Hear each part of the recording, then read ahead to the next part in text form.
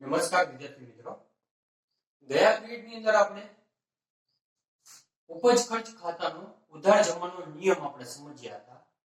હવે આજે આપણે વ્યવહારની દ્વિઅસર આપતા આપણે શીખીશું. આપણે જે ત્રણેય પ્રકારના ખાતાના ઉધાર જમાના નિયમ શીખી ગયા, તે નિયમને હવે એક સાથે ત્રણેયને લાગુ કરવાના, અને ત્રણેય નિયમને એક સાથે લાગુ કરીએ એને જ કહેવાય આપણા વ્યવહારની દ્વિઅસર.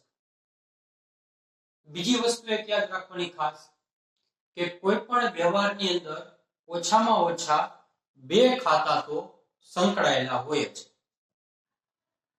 અને આ બંને ખાતાની અંદર એક ખાતું ઉધાર થતું હશે અને બીજું ખાતું જમા થતું હશે.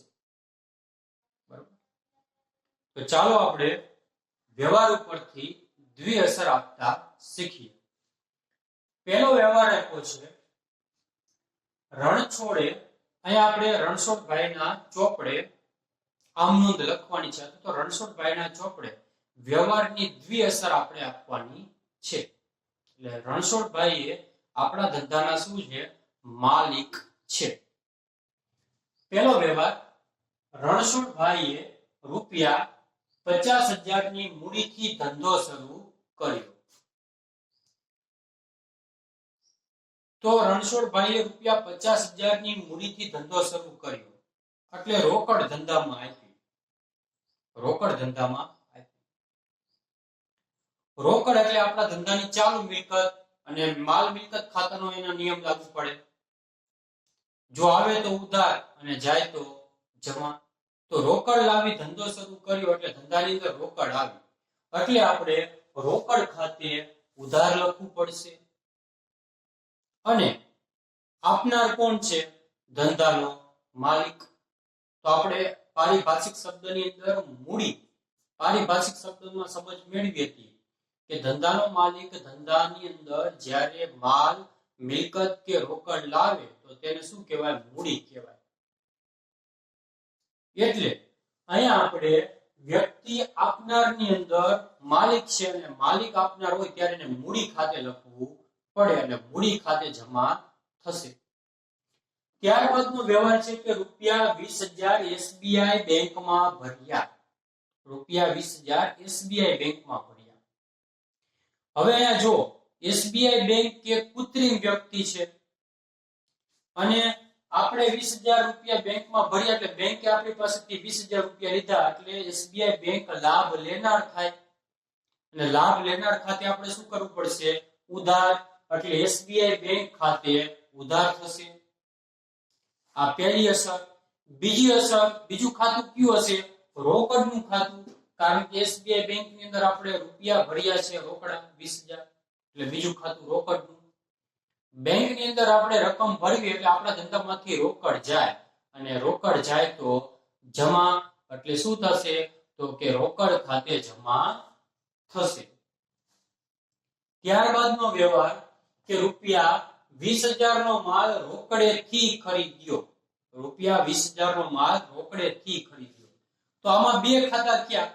પહેલું ખાતું માલ ખરીદ્યો એટલે માલનું ખાતું. પહેલું ખાતું માલનું ખાતું, માલ ખરીદ્યો એટલે. અને બીજું ખાતું કયું? રોકડેથી એટલે રોકડનું ખાતું. તો માલ, એને કયા પ્રકારનો નિયમ લાગુ પડે? માલ મિલકત ખાતાનો. અને ખરીદ્યો, તો ખરીદ્યો એટલે ધંધાની અંદર માલ આવે તો ઉધાર. અને આપણે અગાઉ જ કીધેલું કે જ્યારે માલની ખરીદી કરો ત્યારે શું, કોના ખાતે આપણે ઉધાર કરવું પડશે? તો કે ખરીદ ખાતે ઉધાર કરવું પડશે. ખરીદ ખાતે ઉધાર કરવું પડશે. એટલે ખરીદ ખાતે ઉધાર. તે કેવી રીતના માલ ખરીદ્યો છે? રોકડથી. એટલે ધંધામાંથી રોકડ જશે, અને ચાલુ મિલકત ધંધામાંથી જાય તો જમા. એટલે તે રોકડ ખાતે જમા થશે. ત્યારબાદનો વ્યવહાર કે રૂપિયા 50,000 નો માલ રાધાને વેચ્યો. રૂપિયા 50,000 નો માલ રાધાને વેચ્યો. અહીંયા તમે જુઓ કે આ ઉધાર વ્યવહાર છે, એક જ નામનો ઉલ્લેખ રાધા, અને પાછળ રોકડ કે બેંક શબ્દ ક્યાં આપ્યો નથી. તો અગાઉ આપણે કીધું કે ઉધાર વ્યવહારની અંદર એક ખાતું હંમેશા વ્યક્તિનું હોય જ. તો અહીંયા રાધા એ વ્યક્તિ છે, જીવંત વ્યક્તિ, એટલે પહેલું ખાતું રાધાનું. બીજું ખાતું આપણે શું કર્યું કે માલનું વેચાણ, વેચ્યો છે એટલે બીજું ખાતું માલનું ખાતું. બરોબર. હવે પેલા રાધા, તો રાધાને માલ વેચ્યો, તો રાધાએ આપણા ધંધા પાસેથી માલ ખરીદ્યો એટલે રાધા આપણા ધંધાનો લાભ લેનાર, અને લાભ લેનાર ખાતે શું કરવાનું? ઉધાર કરવાનું, એટલે રાધા ખાતે ઉધાર. બીજું શું વેચ્યું છે? માલ, અને માલ વેચવી એટલે ધંધામાંથી માલ જાય તો જમા, પણ જ્યારે માલ વેચો ત્યારે એને વેચાણ ખાતે લખવું પડે, એટલે વેચાણ ખાતે જમા થશે. ત્યારબાદનો વ્યવહાર કે રૂપિયા 20,000 નો માલ મીરા પાસેથી ખરીદ્યો. રૂપિયા 20,000 નો માલ મીરા પાસેથી ખરીદ્યો. તો આ વ્યવહાર કેવો છે? રોકડ કે ઉધાર? તો ઉધાર. કારણ તો કે એક જ નામનો ઉલ્લેખ મીરા, અને પાછળ કે રોકડ કે બેંક શબ્દનો ઉલ્લેખ નથી. તો બે ખાતા ક્યાં? તો ઉધાર વ્યવહાર હોય એટલે એક ખાતું વ્યક્તિનું મીરાનું, અને બીજું ખાતું શું? માલ ખરીદ્યો છે એટલે બીજું ખાતું માલનું. પેલા માલ ખરીદવી એટલે ધંધાની અંદર માલ આવે, અને આવે તો ઉધાર, એટલે ખરીદ ખાતે ઉધાર. હવે મીરા આપણા ધંધાને લાભ આપનાર છે કે લાભ લેનાર? તો કે મીરા આપણા ધંધાને લાભ આપનાર, કારણ કે એની પાસેથી આપણે માલ ખરીદ્યો, એને આપણને માલ આપ્યો. તો મીરા લાભ આપનાર થઈ ગઈ, ને લાભ આપનાર ખાતે આપણે જમા કરવું પડે, એટલે મીરા ખાતે જમા થશે. ત્યારબાદ રૂપિયા 10,000 નું ફર્નિચર ખરીદ્યું. રૂપિયા 10,000 નું ફર્નિચર ખરીદ્યું. હવે આ વ્યવહારમાં જો નથી આપણને કોઈ નામનો ઉલ્લેખ કે નથી રોકડ કે બેંક શબ્દનો ઉલ્લેખ, તો આપણે નિયમની અંદર જોઈ ગયા કે જ્યારે કોઈ પણ ઉલ્લેખ ન હોય ત્યારે તે વ્યવહાર કેવો ગણવો? રોકડ વ્યવહાર ગણવો. રૂપિયા 10,000 નું ફર્નિચર ખરીદ્યું, પહેલું ખાતું ફર્નિચરનું, અને બીજું રોકડ વ્યવહાર છે તો બીજું ખાતું રોકડનું. તો ફર્નિચર ખરીદ્યું એટલે ધંધાની અંદર ફર્નિચર આવે, ધંધાની અંદર ફર્નિચર આવશે, અને આવશે તો ઉધાર, કારણ કે ફર્નિચર એ ધંધાની મિલકત ગણાય. તો ફર્નિચર ખાતે ઉધાર.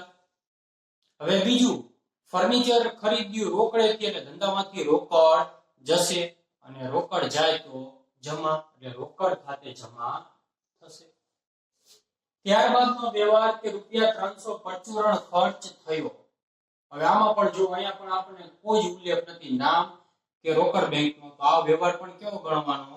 રોકડ જ તે, કે રૂપિયા 300 પરચુરણ ખર્ચ થયો. ચોખ્ખું કીધું કે ખર્ચ, તો ઉપજ ખર્ચ ખાતાનો નિયમ લાગુ પડે. ખર્ચ કે નુકસાનને ઉધારો, આવક કે ઉપજને જમા કરો. તો ખર્ચ છે એટલે પરચુરણ ખર્ચ ખાતે ઉધાર, તે રોકડેથી ચૂકવો એટલે ધંધામાંથી રોકડ જશે, એટલે તે રોકડ ખાતે જમા. ત્યારબાદનો વ્યવહાર કે રૂપિયા 200 ડિવિડન્ડ મળ્યું. શબ્દ વાંચો, ડિવિડન્ડ મળ્યું. મળ્યું એટલે આપણે ઉપજ થઈ, આપણા ધંધાની ઉપજ થઈ. ડિવિડન્ડ મળે તો હંમેશા એક વસ્તુ યાદ રાખવાની, ડિવિડન્ડ છે ને ઈ કંપની સીધું બેંકમાં જમા કરે. શેમાં જમા કરે? બેંકમાં જમા કરે. કોઈ રોકડ રકમ આપણને આપે નહીં. એટલે અહીંયા બેંક લાભ અથવા તો આપણી બેંક શિલકમાં શું થશે? વધારો. આપણી બેંક શિલકમાં શું થશે? વધારો. એટલે આપણી બેંક પણ આપણી ચાલુ મિલકત ગણાય, બેંક શિલક આપણી ચાલુ મિલકત ગણાય. એટલે બેંક ખાતે ઉધાર થશે, કારણ કે આપણી મિલકત વધી, બેંક શિલક વધી, ધંધામાં બેંક શિલક આવી. અને તે ડિવિડન્ડ એ આપણી ઉપજ છે એટલે ઉપજ ખાતે જમા કરવું પડશે, એટલે ડિવિડન્ડ ખાતે જમા થશે. ત્યારબાદનો વ્યવહાર રૂપિયા 200 મજૂરી ચૂકવી. રૂપિયા 200 મજૂરી ચૂકવી. મજૂરી ચૂકવી હોય એટલે આપણો ખર્ચ, અને ખર્ચને શું કરવાનું? ઉધાર, એટલે મજૂરી ખાતે ઉધાર. તે ચૂકવી એટલે રોકડ વ્યવહાર થઈ ગયો, તે રોકડ ખાતે જમા, કારણ કે ધંધામાંથી રોકડ જાય છે. ત્યારબાદનો વ્યવહાર રૂપિયા 15,000 નું યંત્ર રમેશ બ્રધર્સ પાસેથી ખરીદ્યું. રૂપિયા 15,000 નું યંત્ર રમેશ બ્રધર્સ પાસેથી ખરીદ્યું. હવે અહીંયા જુઓ, એક જ નામનો ઉલ્લેખ, રમેશ બ્રધર્સ, જે તે દુકાનનું નામ છે, એટલે પુત્રી વ્યક્તિ. પાછળ રોકડ કે બેંકનો ઉલ્લેખ નથી, એટલે આ વ્યવહાર કેવો થઈ ગયો? ઉધાર. ઉધાર વ્યવહારની અંદર એક વ્યક્તિ, એક ખાતું ફરજિયાત વ્યક્તિનું હોય. રમેશ બ્રધર્સ એ વ્યક્તિ, પુત્રી વ્યક્તિ એટલે એનું ખાતું. બીજું શું ખરીદ્યું? તો કે યંત્ર. યંત્ર ખરીદ્યું તો બીજું ખાતું યંત્ર. યંત્ર ખરીદ્યું એટલે ધંધામાં યંત્ર આવે અને મિલકત આવી તો ઉધાર, એટલે યંત્ર ખાતે યંત્ર ખાતે ઉધાર. યંત્ર ધંધામાં આવ્યું એટલે યંત્ર ખાતે ઉધાર. રમેશ બ્રધર્સ એ આપણને યંત્ર આપે છે, ઉધાર વ્યવહાર છે એટલે આપણને યંત્ર આપે છે, આપણે લાભ આપનાર થઈ ગયા, અને લાભ આપનાર ખાતે શું કરવાનું છે? જમા. એટલે રમેશ બ્રધર્સ ખાતે જમા થશે. તો આ પ્રમાણે વ્યવહારની દ્વિઅસર, બેવડી અસર આપણે આપવાની થાય. અને આ બેવડી અસર આપવી, આને જ આપણી આમનોંધ પણ કહી શકાય. આમનોંધમાં આપણે એમ લખવાનું થશે સીધું કે યંત્ર ખાતે ઉધાર તે રમેશ બ્રધર્સ ખાતે જમા. આમનોંધ થઈ ગઈ. તો આજે આટલા વ્યવહાર આપણે ભણ્યા. બાકીના વ્યવહારો આપણે આવતા પીરિયડની અંદર ભણીશું.